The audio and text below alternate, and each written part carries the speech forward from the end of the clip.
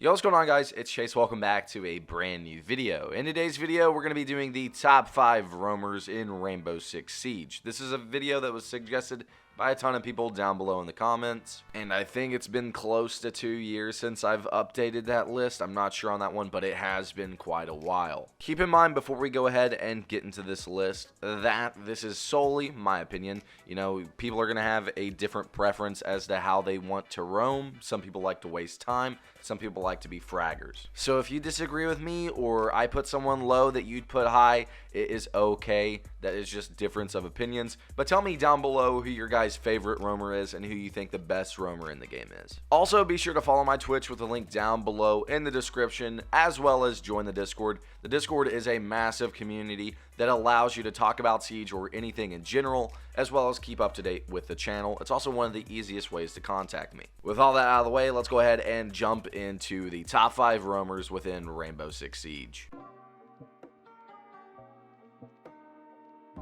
I have so many honorable mentions because the honorable mentions part of this list is so hard because there isn't really one that I can put over the other.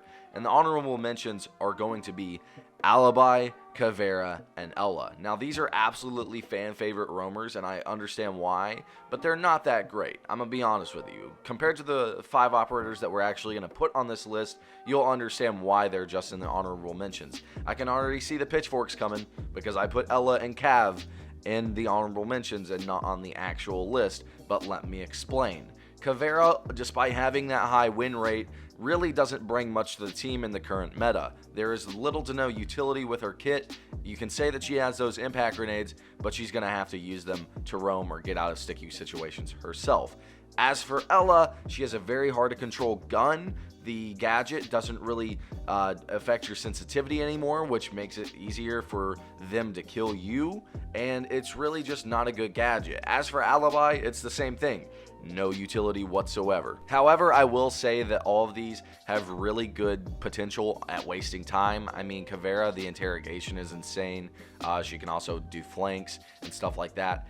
Ella literally slows people down with the traps, and they kind of have to let themselves get reoriented. And then also Alibi with the prismas. If you shoot the prisma, you kind of have to play safe for a little second. And just for the lulz, let's go ahead and throw in Oryx. I mean, Oryx isn't that great. He's just a human impact grenade. I mean, that's all he really brings to the team. The MP5 is actually pretty decent, but in the new update, the holographics getting replaced with the shit holographic, so. Coming in at number 5 on the list is going to be Pulse, and this was actually incredibly tough because I kept thinking, do I really want to include Pulse on this list, or do I want to put him in the honorable mentions and let someone else take the spot? But I really just couldn't. Pulse has that nitro cell, and he has the heartbeat sensor. The only thing Pulse is lacking in his weapon kit is a good weapon. Quite ironic, but the UMP is just terrible. That's really what puts him lower, but it is enough for him to get some cheeky kills with that nitro cell. It absolutely can win you rounds. Him just walking around with the heartbeat sensor out, like literally the Pulse trick is one of the best strategies in the game.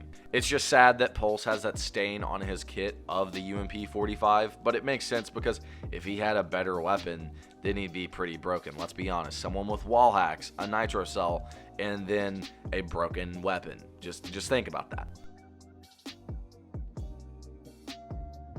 Coming in at number 4, we're going to be having Doc, and Doc is incredibly strong with the roam. People don't realize this to this day. People will already be commenting down below, LOL, he put Doc in the best roamers. Like, he is a roamer. He's really good at roaming. A lot of people in high ranks play him that way, and it's understandable.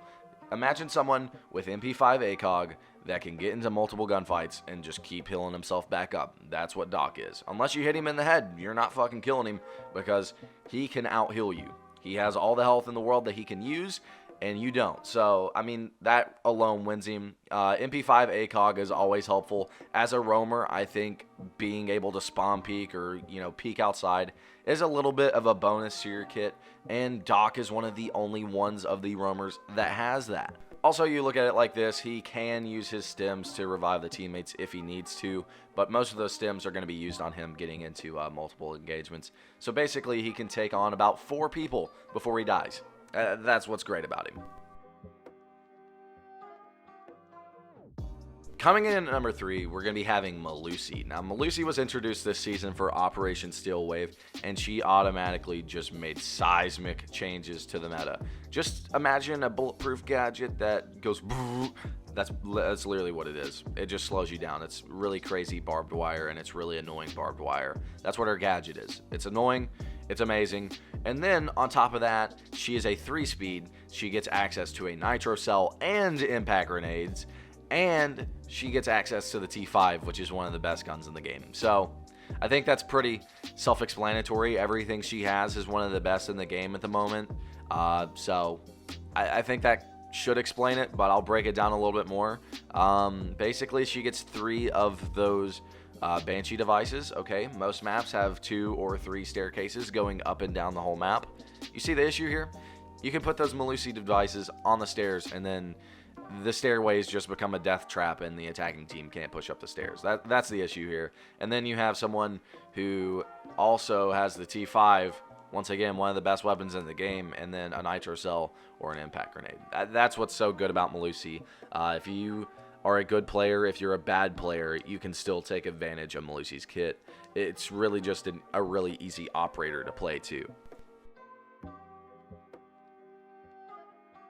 Coming in at number 2, we're going to be having Jager. They tried taking away his speed, and it really did nothing. I mean, I guess it drops you a spot on the list. That's all I'd say it did. You know, 2-speed is still good for roaming. I mean, Doc's a fucking 3-speed, and he's out here running around the map getting into multiple engagements. But Jaeger's going to be inevitable. He's like Thanos, you know, when Thanos said, "I am inevitable." That's literally what it is. Jager will always be crazy pick rate high because of the fact that 416 hits like a truck.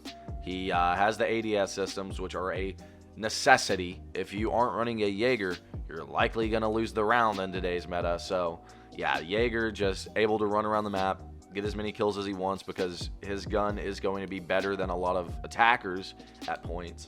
And then also the gadget. The gadget's just insane. He can also hold down a position if he needs to. I know that's not really what a roamer does, but if he's going to be roaming in an area, he can kind of load it up with ADSs so he doesn't get naded out of there.